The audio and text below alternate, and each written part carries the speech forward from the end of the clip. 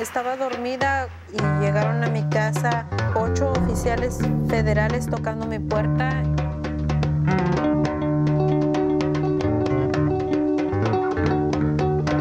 Yo me asusté y pregunté que quién era, entonces me dijeron que era la policía.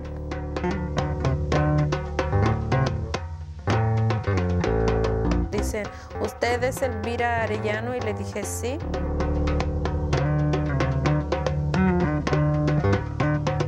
¿Dónde usted trabaja? Y le digo, en el aeropuerto.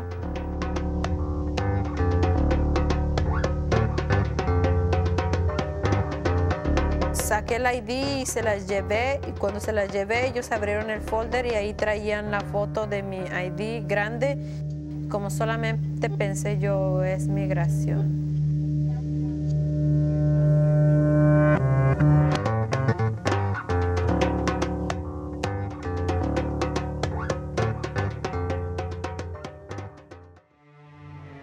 During periods of conflict historically in the U.S., the border has taken on a new significance. After 9/11, the border suddenly became a potential crossing point for terrorists who were seeking to commit acts of terrorism within the United States border. But what really happened was the migrant, the worker, coming from Mexico into the U.S.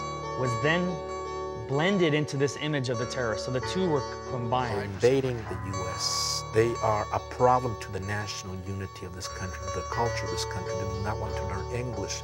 They do not want to assimilate. The press talks about it, the academics talk about it, the politicians talk about it. They are becoming a major problem unless we do something about it. Yeah, right. Let me get something straight here for those illegal aliens that might be watching the program. You have human rights. You do not have legal rights. I'll treat you like a human being and I'll treat you with dignity. But if you break into my country, you know what? I'm going to take your DNA and I'm going to put you on a plane and I'm going to send you the hell back to your frickin' country. After 9/11, they were looking for places where a next terrorist attack would take place. So therefore, they decided to go to the airports and to big buildings like the Sears Tower, etc. As part of a nationwide crackdown called Operation Tarmac. All of the suspects are charged. It was a big, flashy false raid where they arrested 23 Mexicans, and they only arrested Mexicans at first, so that they could say that they were going to make the airport safe for Christmas travel. They picked up an exterminator, they picked up a guy working at McDonald's, they picked up Elvira cleaning planes. Dijo que ya era tiempo de que despertáramos a Saulito, entonces fuimos, lo comencé a despertar y él se despertó y los miró a todos ellos, entonces comenzó como a gritar y a llorar y decir quiénes son ellos y qué están haciendo aquí.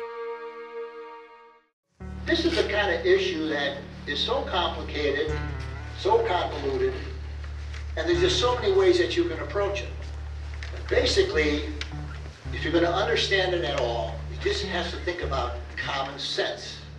Businesses want cheap labor, preferably the kind that keeps its mouth shut and doesn't complain because they'll end up being kicked out of the country.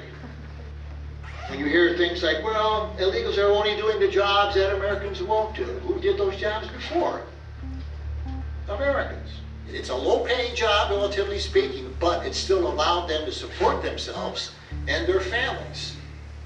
That's all Americans are asking for. Pay me a wage that allows me to live with some kind of dignity.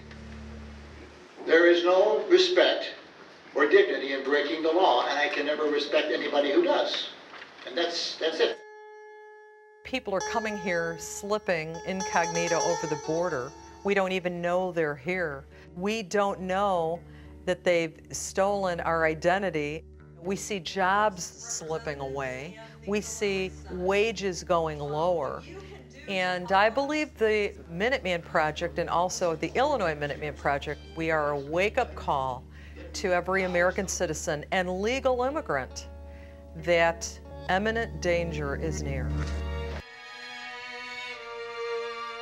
Y bueno, ya el siguiente día tuve que ir tempranito al consulado mexicano y en el consulado me dijeron que no se podía hacer nada por mi caso, que si a mí me iban a deportar yo tenía que irme, pero que les dejara mis números de teléfono y que ellos iban a ver cómo podían ayudarme.